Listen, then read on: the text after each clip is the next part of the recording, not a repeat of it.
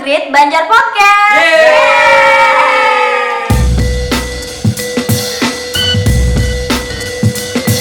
Selamat datang anak-anak muda.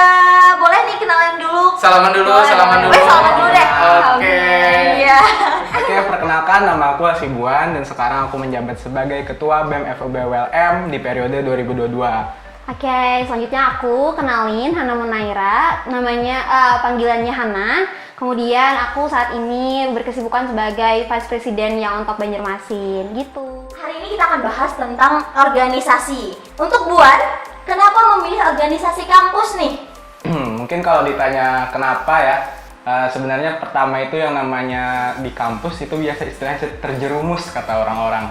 Jadi awalnya coba-coba malah keterusan. Dan kenapa lebih memilih di internal kampus, mungkin karena lebih merasa nyaman di daerah kita sekitar sendiri aja gitu.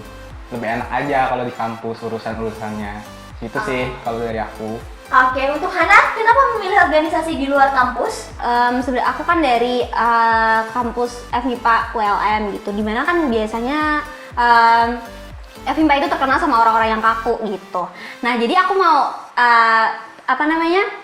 kayak break the rules gitu, kayak mematahkan stigma-stigma orang-orang tersebut bahwa ini ya FMIPA bisa juga kok orangnya ekstrovert nih, nggak introvert semua gitu.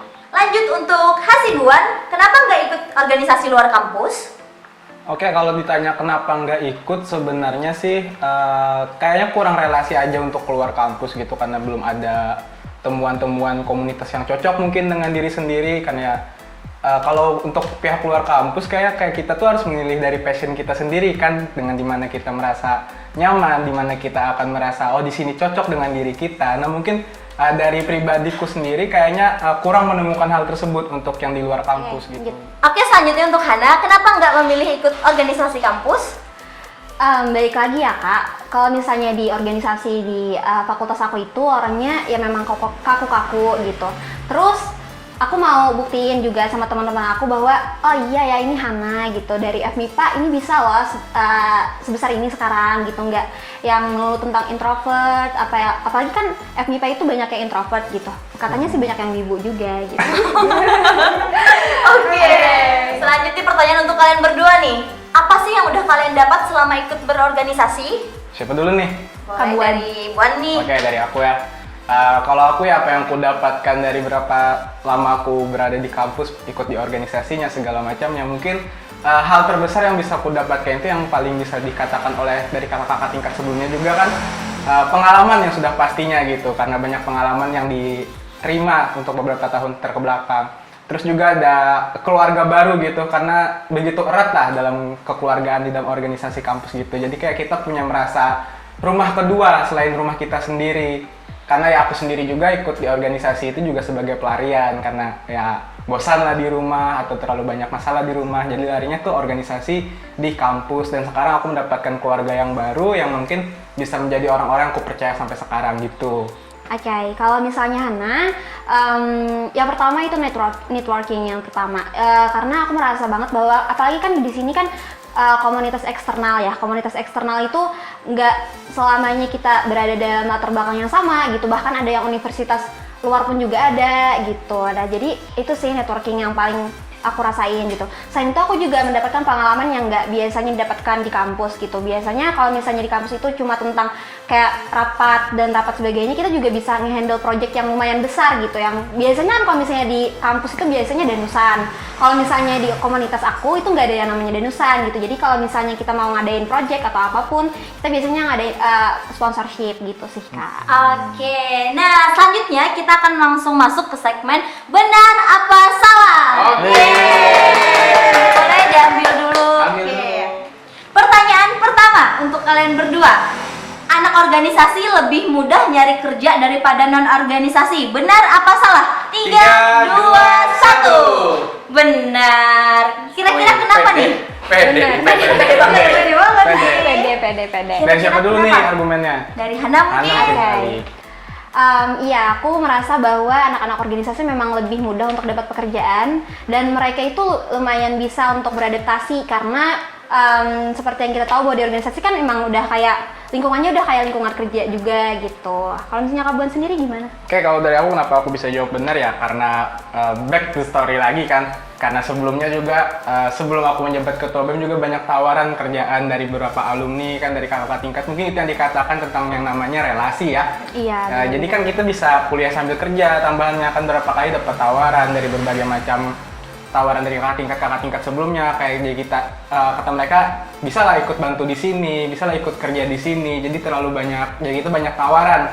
Jadinya ya itu sih kenapa aku bisa sebut orang yang bisa punya pengalaman organisasi itu punya kesempatan besar untuk dapat pekerjaan gitu. Oke. Lanjut. Pertanyaan kedua, anak organisasi IPK-nya kebanyakan B aja. Benar apa salah? 3, 2, 1. Salah. Sama nih ya, jawabannya udah 2 pertanyaan sama. Kira-kira argumennya kenapa dari Kak Buan dulu? Ya mungkin ya kalau di kampus ya memang sih banyak yang bilang kalau anak-anak organisatoris itu banyak yang IPK-nya itu down atau enggak terlalu biasa aja standar ya rata-rata lah kata mereka. Cuma nggak nutup kemungkinan juga banyak juga kok orang-orang organisatoris yang lulusnya tepat waktu, ada yang bisa ngejar cum laude, ada yang nilai IPK-nya tinggi. Ya mungkin itu cuma stigma dari masyarakat aja deh karena mereka kan banyak kesibukan mengurusi pihak organisasinya gitu. Cuma nggak semuanya kok IPK-nya standar gitu, enggak. Oke, mungkin ini pengalaman pribadi aku ya Kak. Sebenarnya kan di organisasi kita juga belajar untuk manajemen waktu gitu. Jadi kalau misalnya dari aku sendiri, alhamdulillah IP-nya selalu ya 3,5 ke atas gitu. Yeay. Wih, mantap.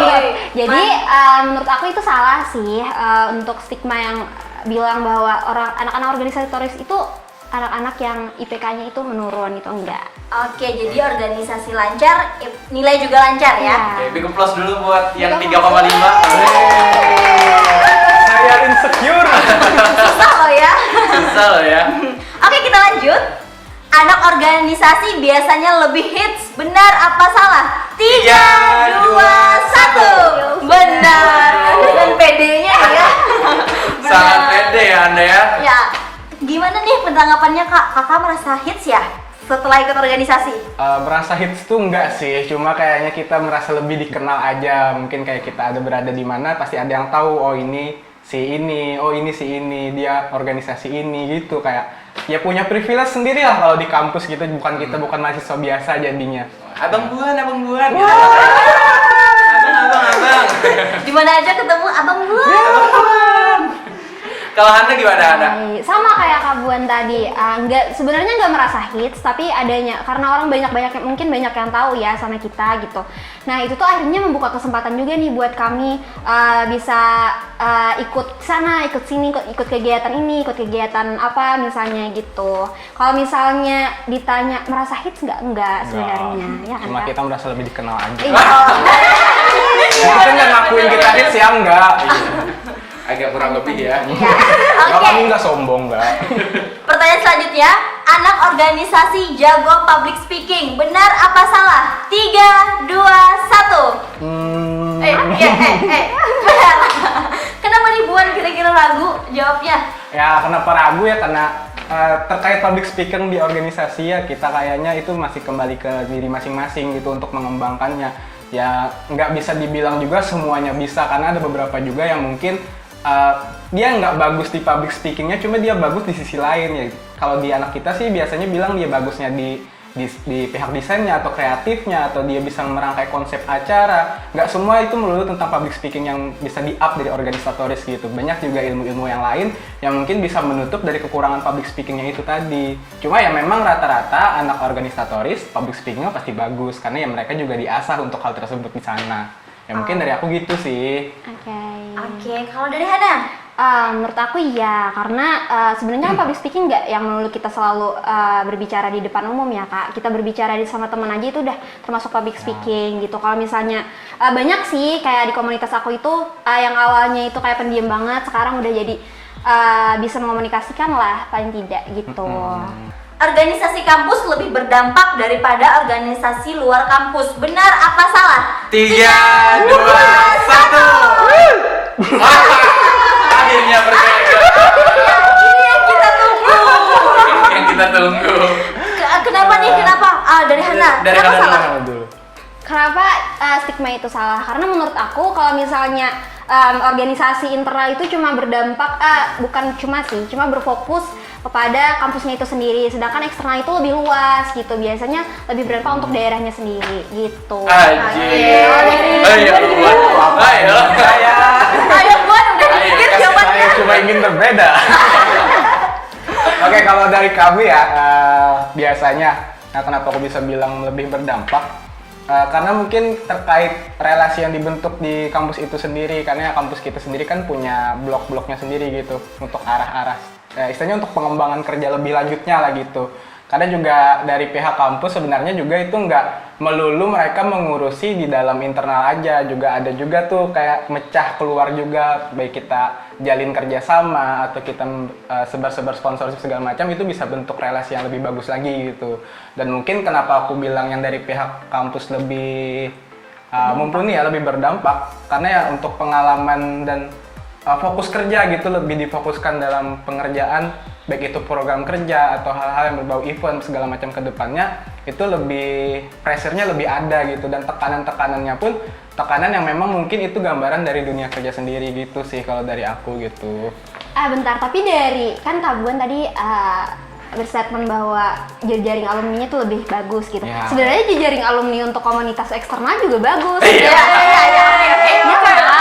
Iya. Gimana? Iya, jadi dari kan kita kalau leadersnya itu disebut sama presiden sama vice presiden. Waduh. Iya. Nah, jadi dari presiden batch pertama sampai batch yang sekarang itu masih kuat gitu, masih saling sapa gitu sih. Jadi nggak menurut aku salah sih pernyataannya. Kayaknya yang salah bukan dari kita, yang salah dari pertanyaannya tadi. Karena ya semua organisasi dimanapun pasti berdampak dong ke depannya. Organisasi luar kampus lebih relevan daripada organisasi kampus. Benar apa salah? 3, 2, 1. Wah. Ini seru nih. Ini seru. Kenapa? Kan Kamu lagi ini lebih relevan Lebih ya. relevan. Lebih relevan. Kalau menurut aku sih iya gitu, karena kenapa aku bilang iya, karena organisasi di luar kampus itu terbagi berdasarkan passion kan, ada tujuan-tujuannya, ada lini-lininya gitu. Jadi kayaknya lebih ada andilnya gitu di pihak dari bagiannya gitu kan. Nah, kalaunya dari kami sendiri kan, kalau di internal ya fokus terhadap jurusan, fokus terhadap fakultas, yang istilahnya mungkin untuk kedepannya itu cuma memberikan pengalaman gitu, tapi nggak relevan dengan kehidupannya gitu kan. Kalau aku sih nggak menutup stigma kalaunya orang kerja nggak harus sesuai dengan jurusannya gitu.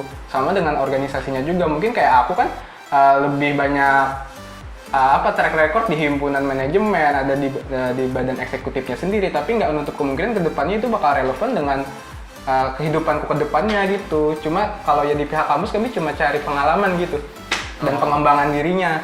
Makanya aku bisa bilang yang kalau di luar kampus kayaknya lebih relevan, karena itu sesuai dengan passion mereka masing-masing, kayak organisasi kepemudaannya atau ya kita itu termasuk ke dalam relawan, kayak itu lebih relevan untuk kehidupan gitu. Tadi pertanyaannya apa tadi? Lebih relevan kok. Kamu Iya. berarti setuju lah. Setuju. Hah? Dia setuju kalau luar kampus Terus tuh lebih lebih relevan relevan. daripada yang kampus. Ya salah lo. Berarti guys. Salah dia. Oh benar ya jawabnya. Benar ya. Salah angka. guys. Aku ambil jurusan matematika gitu. Nah, di matematika itu kebanyakannya cuma buat webinar yang terkait sama matematika doang gitu. Nggak yang terkait sama yang lain, misalnya sekarang lagi booming-boomingnya perbaiki CV gitu. Yang nggak gitu. Jadi kita tuh lebih kayak matematika itu gimana sih gitu, prospek kerjanya ke depannya apa aja gitu. Padahal kan kita di sini jurusannya memang matematika, tapi nggak menutup kemungkinan buat cari pekerjaan di bidang lain gitu. Jadi menurut aku kalau misalnya di organisasi eksternal gitu lebih kayak menjelaskan gitu gimana sih sebenarnya dunia kerja itu gitu, daripada di organisasi kampus itu sendiri gitu. Ya. Oh iya. Jadi ini langsung otokritik langsung di hadapan ketua BEM ya. Berani sekali nih ya. Organisasi bikin lalai sama pendidikan. Benar apa salah? 3, 2, 1. Salah. Oh, benar. Kenapa nih ketua BEM? Oke. Ya aku sih kalau aku jawab kenapa benar. Cuma ini nggak berarti semuanya ya orang-orang organisasi di kampus itu lalai dengan pendidikan. Cuma ya memang kalau aku bilang salah kan sama aja aku nutup hal yang realitanya gitu. Kalau sebenarnya ada juga kok beberapa yang lalai gitu. Nah mungkin ya itu tadi kenapa jadi bisa lalai. Dari mereka sendiri itu kurang dalam hal memanage waktu mereka sendiri dalam hal pendidikan mereka. Makanya juga aku di sini kenapa aku bilangnya benar untuk lalai, aku juga ingin memberikan wawasan kepada kawan-kawan nanti gitu. Ya ada juga gitu margin errornya kalau ikut organisasi bakal lalai sama pendidikannya. Cuman hal itu bisa dikurangi dengan bagaimana kalian belajar untuk memanage waktu kalian dengan benar gitu. Dan mungkin karena saya sendiri juga korban gitu. Kata mahasiswa lama itu luluslah di waktu yang tepat, bukan lulus tepat waktu. Oh iya. Pembelaan. Kalau Hana sendiri enggak sih, kayak organisasi itu bukan penghalang untuk kita biar dapat IP bagus atau misalnya kita dapat biar bisa dipandang dosen, enggak. Bahkan untuk sekarang ini kan Hana full time-nya kan mahasiswi ya. Terus part time-nya aku jadi vice president di Banjarmasin. Kemudian aku juga jadi pengajar di salah satu bimbelnya dosen aku. Terus aku juga semester kemarin baru jadi asisten responsi untuk salah satu matkul di prodi aku gitu. Jadi menurut aku bukan halangan gitu. Oke, terima kasih untuk Buan dan Hana yang sudah berbagi. Intinya nggak ada yang benar, nggak ada yang salah ya sebenarnya. Tapi balik lagi ke masing-masing, yang mana yang lebih disukai dan lebih merasa relevan gitu ya. Ya betul. Semangat ya, semangat ya. Semangat.